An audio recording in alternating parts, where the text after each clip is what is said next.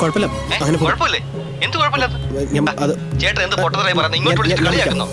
ഞാൻ പറയാം. എന്താ ചേട്ടാ ഇത്? ഓക്കെ. ഓ, ആ ടാക്സി അല്ലേ? Excuse me. യു ഏത്? Excuse me.